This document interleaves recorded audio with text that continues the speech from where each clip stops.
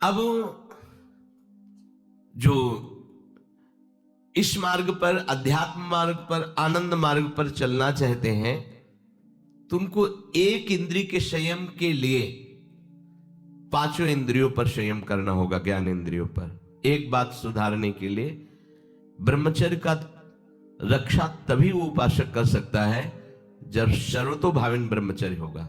जय श्री कृष्णा मित्रों, आप सभी का स्वागत है हमारी YouTube चैनल श्री हित टॉप पर। यहाँ पर हम श्री हित प्रेमानंद जी महाराज जी के ज्ञान प्रवचन के कुछ अंश प्रस्तुत करते हैं। अगर आपको हमारे वीडियो पसंद है तो कृपया हमारी चैनल को अवश्य सब्सक्राइब करें। राधे राधे। एक जनेन्द्रीय के ब्रह्मचर्य की पुष्टता का जब आप लक्ष्य कर लोगे तो उसकी पुष्टता के लिए आपको सर्वतोभावेन ब्रह्मचर्य धारण करना पड़ेगा। सर्वतोभावेन नेत्र का ब्रह्मचर्य, जो नेत्र किसी को भी देखकर भोग कामना कर लेते हैं, भोग बुद्धि से देखते हैं वस्तु को, व्यक्ति को, किसी को भी, ये नेत्र से व्यभिचार हो रहा है।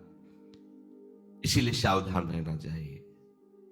जैसे नाटक, सिनेमा आदि हैं, वहां तो जान रहे हो चित्र हैं, पर उनमें जो अभिनय करने वाले जन हैं वो तो संसारी जन ही है ना। उनका पहनावा, ओढ़ावा, हाव भाव, अंग प्रत्यंग, अगर आप भगवत भाव से युक्त है तो संपूर्ण सृष्टि में कहीं भी दृष्टि जाए अपने प्रभु की भावना होती है। पर वहां तक पहुंचने के लिए आपको ये त्यागना होगा ना। आप किसी का अनुकरण न करें, आप अपनी स्थिति को देखें। अगर आप किसी का अनुकरण करते हैं कि हमने उनको देखा है, वो टीवी देख रहे हैं, तो टीवी में क्या देख रहे हैं, कहाँ स्थिति है, हमें क्या पता। हमको जहां पहुंचना है उसके लिए हमारे लिए बाधक है, हमें नहीं देखना है। अगर आप माना कि कोई नाटक ही देख रहे हैं, कोई ऐसे सीरियल ही देख रहे हैं, पर उसमें अभिनय करने वाले तो संसारी भोगी पुरुष ही है ना। आप कोई त्यागी जितेंद्रीय महात्मा को थोड़ी देख रहे हैं। तो उस देखने में तन्मयता आती है, जिसको हम देखते हैं उस पर हम आसक्त होते हैं, तभी तो उसका सुख दुख अनुभव होता है। देखो, कोई ऐसी रोने वाली सीन आए तो रोना आ जाएगा, हंसने वाली आ जाए तो हंसना आ जाएगा, ऐसे तो उसका प्रभाव हम पर पड़ रहा है ना।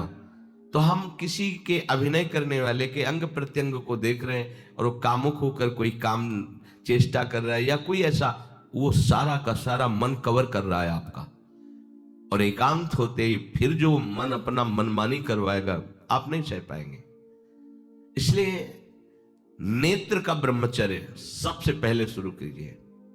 आपको वो चीज नहीं देखनी, वो बात नहीं पढ़नी, वो दृश्य नहीं। श्रीमद् भागवत में वर्णन है, कोई पशु पक्षी भी मैथुन कर रहा हो, अचानक दृष्टि गई तो मानसिक प्रणाम करके दोबारा दृष्टि नहीं जानी चाहिए।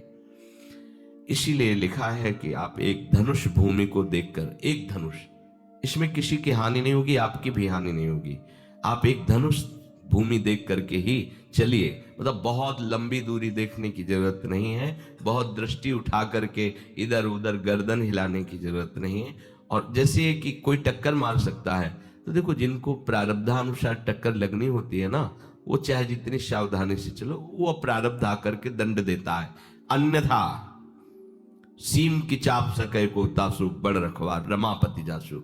आप जा रहे हो भगवत चिंतन करते हुए, तो प्रभु का नाम आपका पहरेदार अंग रक्षक है, कोई बाल भी बाका नहीं कर सकता। आपका प्रारब्ध यदि आया है, प्रभु से पास हो गया है कि आपको ये दंड मिलना चाहिए, फिर मिलेगा। आप निश्चिंत रहिए, निर्भय रहिए। प्रभु का जो विधान है वो मंगल करने वाला है। देखो, इतने बड़े महापुरुष पूज्य श्री राधा बाबा, श्री आद्याशक्ति भगवती की प्रसन्नता की आराधना कर रहे हैं, क्योंकि श्री कृष्ण हमारे पति हों, इस सिद्धांत की पुष्टता के लिए। और पैर फिसल जाता है, स्नान करने जाते हैं, खड़ाऊ पहने हुए थे और अंग टूट जाता है, दवा नहीं लेते, बांस की खिपचाल बांधकर पुनः अनुष्ठान में बैठते हैं। बलिहारी ऐसी सामर्थ्य की, ये भागवतिक सा प्रारब्ध ऐसे महापुरुषों को भी दंड दे देता है। देखो ना, ऐसे महापुरुष जो ऐसी ऊंचाई पर पहुंचे हैं और इतने भागवत भजन में नियम निष्ठ है, उनको भी प्रारब्ध दंड दे रहा है शरीर को। तो अपने को इससे निश्चिंत हो जाना है। जो होना है उसे रोक नहीं सकते, जो नहीं होना उसे कोई कर नहीं सकता। अपने आराध्य देव के चिंतन में ज्यादा नेत्रों को इधर उधर दौड़ाने की जरूरत नहीं है।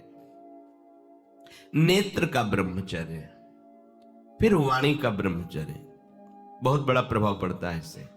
यदि आप जबान से अश्लील बातें, गंदी बातें, कामुक बातें करेंगे तो आप ब्रह्मचर्य रह ही नहीं सकते।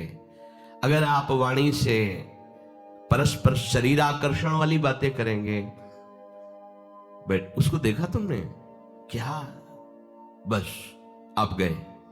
चाहे वो स्त्री शरीरधारी साधक हो या पुरुष शरीरधारी, परस्पर आकर्षण संबंधी यदि वाणी खुली आपकी, तो वाणी के व्यभिचार से आपका जनेंद्री का व्यभिचार प्रारंभ हो जाएगा। आप रोक नहीं सकते, नहीं रोक सकते।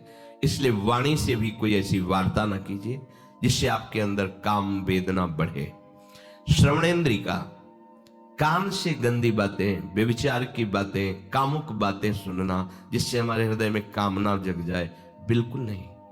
भले वो किसी को लेकर टीका टिप्पणी की जा रही हो, देखो वो साधक है, उसको हमने देखा वहां ऐसे देख रहा था, वैसे कर रहा था, वो तो आपको समझ में आ रहा है कि किसी साधक की बात कर रहे हैं, वो तुम्हारे नाश के लिए उपाय कर रहे हैं जो आपको ऐसी बात बता रहे हैं। क्यों? क्योंकि आप भी तो साधक हैं। श्रवणेंद्री का व्यभिचार हो रहा है। आराध्य देव के सिवा और कोई बात कान से सुनना उसे व्यभिचार कहते हैं। इसलिए महाप्रभु कहते श्रवण फूटो जो अन सुनो। ऐसा हमारा अगर कान कुछ और सुने तो फूट जाए, नेत्र कुछ और देखें तो ये नेत्र नष्ट हो जाए, वाणी कुछ और बोले तो मुख हो जाए। हमारी श्रवणेंद्री का व्यभिचार नहीं होना चाहिए। धर्म की बात, अपने आराध्य देव की बात, शास्त्र सम्मत बात हम श्रवण करें। अन्यथा अगर कोई ऐसा मित्र है या हमारा साथ में रहने वाला है, कोई किसी भी साधक की को लेकर बात कर रहा है, तो भी हमें कान में उंगली डाले नहीं। हम कोई ईश्वर थोड़ी कि हम किसी को संभाल लेंगे, हम अपने को नहीं संभाल पा रहे। हमारे सामने किसी की बात मत करो, ऐसी करना है तो प्रभु की चर्चा करो, अन्यथा मत करो।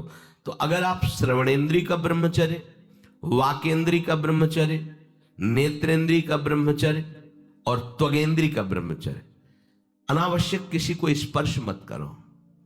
परस्पर विरोधी शरीर को तो भूल कर मत करो। विरोधी शरीर जैसे हमारा पुरुष शरीर है, सामने स्त्री शरीर है, तो किसी भी तरह से सेवा के लिए संकेत करना या किसी भी सेवा के लेन देन में बचाव पक्ष में रहो। यहां रख दीजिए सामान, फिर आप उठा लीजिए। सीधे हाथ में सामान लेना नहीं, सीधे हाथ में सामान देना नहीं, जमीन में रख दीजिए। बहुत पवित्र है तो आप कुर्सी पे जो भी आसन उसका हाथ में लेने का नहीं। परस्पर विरोधी भाव वाले शरीरों का स्पर्श बिल्कुल निषेध है, किसी भी कारण से न किया जाए। मान लीजिएगा ये बहुत मतलब आवश्यक है, यदि आप इसमें चूक कर गए तो धीरे धीरे आप फिसल के वहीं खड़े हो जाएंगे जहां से चढ़ना मुश्किल है। किसी भी साधिका को, किसी भी साधक को परस्पर लेन देन हाथ में नहीं करना चाहिए। मानो हमारी बात, आपको माला देनी, चौकी पे विराजमान करो, हम उठा लेंगे। हमें कोई सामग्री, ये सामान रखिए, आप उठा लीजिएगा। कभी भी कोई भी परस्पर मुस्कुराहट, बातचीत, ऐसे कोई इशारे यदि दिखाई दे तो आप बचो और उसको बचाओ। साधक है, साधिका है, उससे गलती हो सकती है, आपसे भी गलती हो सकती है। आप सत्संग सुनते हैं, आपको लगा कि इसकी मुस्कुराहट, इसकी कुछ चेष्टा ऐसी दिखाई दे रही है जो हमारे अंदर कामुकता पैदा कर सकती है, उसको भी बचाओ और स्वयं बचो, तो भगवान आप पर प्रसन्न हो जाएंगे। वो देख रहे हैं अंदर की बात। साधक को बहुत सावधान रहने की आवश्यकता। ये इसको खिलवाड़ मत समझो, इसीलिए कह रहे हैं ये अध्यात्म है, ये परमार्थ है। आपको लगेगा नहीं कि क्या हुआ, मैं कहां भ्रष्ट हुआ, ऐसी जगह खड़े हो जाओगे कि जान भी नहीं पाओगे कि मैं कहां चढ़ रहा था, दोबारा उत्साह भी नहीं आ पाएगा। बात अच्छे से समझ लीजिए। तो हमारी त्वगेंद्री का व्यभिचार न होने पावे, सहसा किसी का इस पर, किसी की भी अगर सेवा करने का सौभाग्य मिले, फिर उसमें ये प्रश्न नहीं उठता। अगर कोई गिरा पड़ा है, भला ऐसी स्थिति में कि मुझे अत्यंत आवश्यक है उसे उठाना, अगर नहीं उठाते तो वो कष्ट पा रहा है, अचानक कोई गिर जाए, फिर हम ये नहीं देखेंगे, फिर ये हम सूत्र नहीं स्वीकार करेंगे कि अब हम तो ब्रह्मचारी हैं, अब हम खड़े खड़े देख नहीं। उसको अत्यंत आवश्यकता है हमारी। अब उस समय भूल गए अपने आप को और उसको उठा करके अगर हमें अस्पताल ले जाना, अस्पताल ले जाएंगे, जरूरत है हम उसकी सेवा करेंगे। सावधान। वो भगवत भाव से की हुई सेवा तुम्हारे अंदर आध्यात्मिक शक्ति पैदा करेगी, काम भावना नहीं पैदा करेगी। हमारी माँ बीमार हो और हमें उसे पता चला कि शौच कर दिया है, हमें शौचाना पड़े, हमें उसका मल धोना पड़े, तो क्या हमें काम जागृत हो जाएगा? क्या मेरी माँ है। हमारी बुद्धि कभी ऐसी नहीं होगी। आपका पिता है, आप लड़की हो, कोई दूसरा रह नहीं गया और वो बीमार है, आपको ऐसी क्या काम जागृत हो जाएगा? क्या अगर ऐसी सेवा में काम जागृत होता तो कोई नर्स ही अस्पताल में नहीं होती। हर सेवा उसको करनी होती है, नर्स को, चाहे वो स्त्री शरीर हो चाहे पुरुष शरीर हो, परस्पर विरोधी शरीरों की सेवा, पर कहीं काम थोड़ी जागृत होता, क्योंकि उसको अपने सेवा धर्म से मतलब है। तो ये सेवा के समय इस सूत्र को न देखा जाए, पर ध्यान रखें, अत्यंत आवश्यक जहां आपके सिवा नहीं हो सकता वहां अगर हमें ऐसा अवसर मिलता है कि सेवा उसे हो सकती है, तो हम पहले उसे प्रेरित करेंगे। और अगर ऐसा है कि अब कोई नहीं है, फिर हमारा परम धर्म जागृत हो जाता है परहित का। अगर हमारा कोई निंदा भी करे, कोई शरीर की भी हानि हो जाए, अब हम परवाह नहीं करते। परहित सरिस धर्म नहीं भाई, इससे बड़ा कोई धर्म नहीं है। पर ध्यान रखें, भगवान को साक्षी करके ये उस समय की बात है जहां बिल्कुल कोई अब गुंजाइश नहीं रह गई है। त्वगेंद्री को ऐसे सहसा किसी आप पुरुष शरीरधारी पुरुष को भी सहसा इससे आप में शक्ति जागृत होगी। यदि आप वाणी को मौन रखते हैं और भगवान नाम जप करते हैं और सत्य बोलते हैं, तो आप जब कभी जो कुछ भी बोलेंगे वैसा ही सत्य होगा। गांधारी जी ने कोई तप नहीं किया था। जब सुना कि मेरा ब्याह धृतराष्ट्र से हो रहा है, जो बाह्य नेत्र रहित है, उसी समय पट्टी बांध दी कि जब मेरा पति संसार को नहीं देख सकता तो मैं भी संसार को नहीं देखूं। जब मेरा पति मेरे रूप को नहीं देख सकता तो मैं भी किसी के रूप को नहीं देख, पट्टी बांध ली थी। जब महाभारत का युद्ध चल रहा था, बड़े बड़े वीरों को मार गिराया जा रहा था, गांधारी ने दुर्योधन से कहा, सुन, मुझे पता है कि भीम की गदा को तो झेल नहीं पाएगा, क्योंकि सबसे बड़ी बात भगवान का वरद हस्त उनके ऊपर है। दूसरी बात, वो पवन पुत्र है, वो जब अपने आवेश में आ जाएगा तो तेरी सामर्थ्य नहीं कि उसकी गदा के प्रहार को तू सह सके। पर मैं तुझे शक्ति प्रदान करूंगी। मैं एक पतिव्रता हूं, आज तक कभी पति का वरण करने के बाद कुछ देखा नहीं है। मैं अपने नेत्रों की पट्टी खोलूंगी, तू नग्न होकर मेरे सामने आ जाना। मेरी दृष्टि पड़ते ही वज्र का शरीर तेरा हो जाएगा। किसी के सामर्थ्य नहीं कि तेरे उस अंगों को तोड़ सके। भगवान सब कुछ जानने वाले हैं। भगवान भक्त पक्षपाती होते। भगवान का स्वभाव भक्त का पक्षपात लेना होता है। वो अपने महल से कॉरिडोर से जा रहा था गांधारी जी के पास, भगवान आ गए चट से, तो तुरंत उसने हाथ ऐसे लगा लिया, मुझे शर्म आनी चाहिए यार, तो हस्तिनापुर के सम्राट पद पर अभिषिक्त होने के लिए तैयारी कर रहा है, नंगे घूम रहा है गली में। उसने कहा, गली में नहीं, माँ के सामने जा रहा है। अरे कोई बच्चा है, ऐसे जाया जाता है माँ के सामने? उसने कहा, माँ ने कहा है कि हम पट्टी खोलकर तुम्हें देख लेंगे तो तुम्हारा शरीर वज्र का। चलो माना, माँ की आज्ञा का पालन करो, थोड़ा इन अंगों को तो ढक लो, तुम तो बड़े हो, कोई बच्चे थोड़ी माँ के सामने ऐसे चले जाओगे, ढकना चाहिए तुम्हें। वापस कर दिया। वो यहां ऐसे पत्तों से ढका, वस्त्र नहीं पहना, माँ की आज्ञा, ऐसे पत्ते से ऐसे कमर से ऐसे ढक लिया, पीछे आगे ऐसे। गांधारी जी ने पट्टी खोली और जे ही देखा पूरा शरीर वज्र का। तो ये क्या किया तूने, कमर में क्यों बांध लिया? बोले शर्म लगती थी। कैसे आपने? बोले यहीं से मारा जाएगा। भीम की गदा का प्रहार तेरी इसी जंघा और कमर को तोड़ देगा, तेरी मृत्यु। मान गई, प्रभु के विधान के आगे किसी का बल काम नहीं करता। गांधारी, ये केवल आंख में पट्टी बांधने की सामर्थ्य थी कि मेरा पति यदि अंधा है तो मैं भी किसी रूप को नहीं देखूंगी। अगर आप वाणी में संयम में रहते हैं ना, वो और भजन करते हैं और सत्य बोलते हैं, तो आप जो बोलेंगे वही होगा। पर ऐसा कुछ अनर्थ वो बोलता ही नहीं, क्योंकि ऐसा संयमी जान जाता है कि इन सब का फल भगवत प्राप्ति है, किसी को कष्ट देना नहीं है। एक एक इंद्री का जब आप ब्रह्मचर्य संयम करोगे तब आपका वीर संयम होगा। ध्यान रखना, आप नेत्रेंद्री से गंदे चित्र देखें, श्रवणेंद्री से गंदी बातें सुने, वाणी से गंदी बातें बोले, रसेंद्री से गंदा भोजन करें और सोचे ब्रह्मचर्य रह जाएंगे, तो बिल्कुल नहीं, कदापि नहीं। ब्रह्मचर्य कोई खिलवाड़ नहीं है। जो ये तो हुआ इंद्रियों का, फिर आता है अंतःकरण का ब्रह्मचर्य। हमारा मन काम की तरफ तभी जाता है जब उसको निज सुख नहीं मिलता। ध्यान रखना, सृष्टि में जितने भी दुर्गुण दुराचार होते हैं उनमें दो प्रधान होते हैं, एक काम भोग और एक धन, और सब छोटी मोटी बातें हैं। प्रायः जितने भी हिंसा होंगी, जितनी भी भयानक घटनाएं होंगी, भयानक युद्ध होगा, उन दो में अंतर्गत ही होगा, दो के अंतर्गत ही होगा, या उसका कहीं ना कहीं काम से संबंध, स्त्री संबंध से या धन संबंध से है। चाहे जो भी घटना हो उसको देख लेना, प्रधानता दो में ही होगा, कंचन और कामिनी। कीर्ति में कीर्तिवान तो कोई कोई बिरले ही होते हैं, तो वो तो बहुत आगे की बातें हैं, पर प्रायः जितने भी युद्ध हैं, जितनी भी हिंसा है, जितना भी भयानक कुकृत्य है, इन दो में ही होता है। उपासक को ये बात समझनी चाहिए, मन को समझाना चाहिए, सच्ची मानी। मतलब वाणी में शब्द नहीं होता इन बातों को बताने का, यदि कहीं मन को समझाना चाहिए। देखो, अपने लोग उपासक हैं, हम जहां जहां आसक्त हो रहे हैं उसमें हमारे मन का केवल भ्रम है। शरीर के द्वारों में कहीं सुख है, घृणित द्वारों में कहीं सुख है। अगर सुख होता तो इनके भोगने के बाद हृदय कह देता कि अब कछुनाथ न चाहिए मोरे, शांत हो जाता।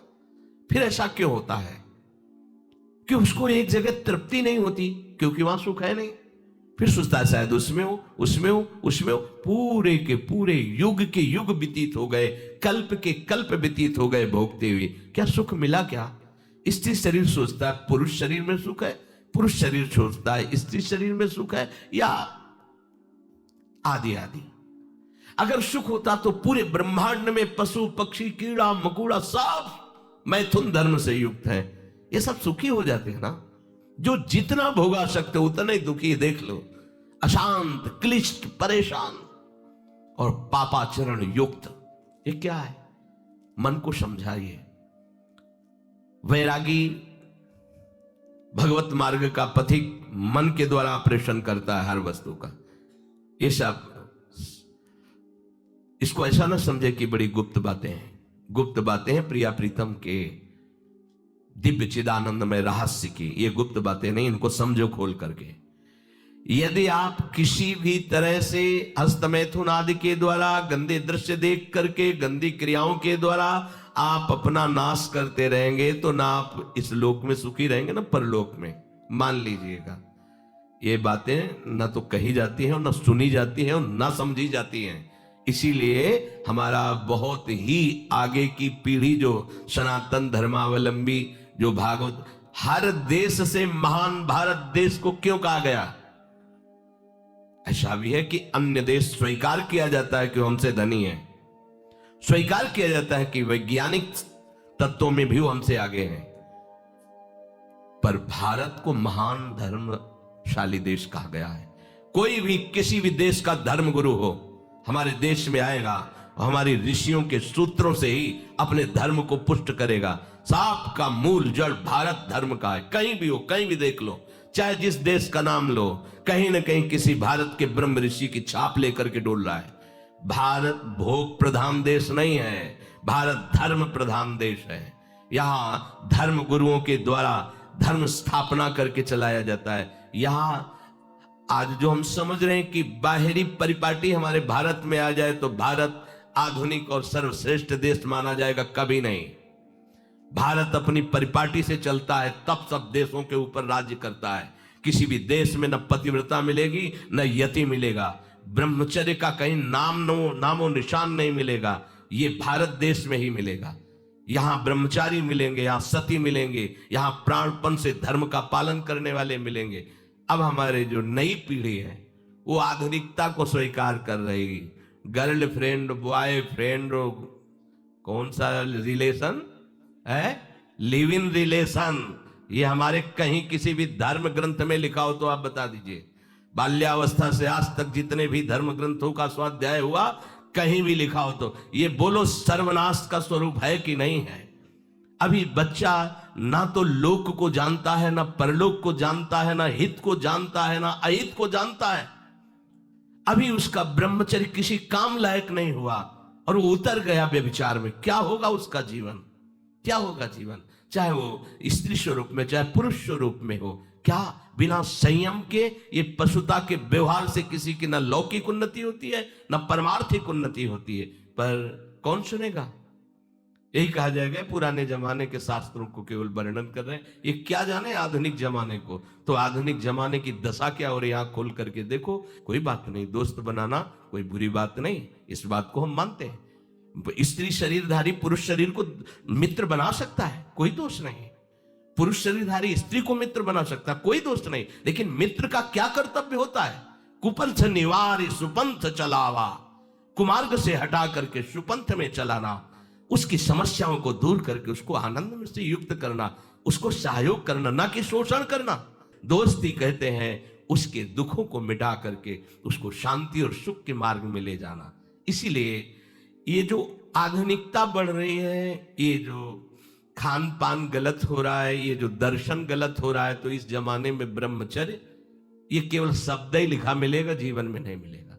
नए नए बच्चे व्यसन कर रहे हैं, नशा कर रहे हैं, गंदे आचरण कर रहे हैं, क्या होगा, कैसे आगे कोई समझेगा शास्त्र क्या है, धर्म क्या है, बल क्या है।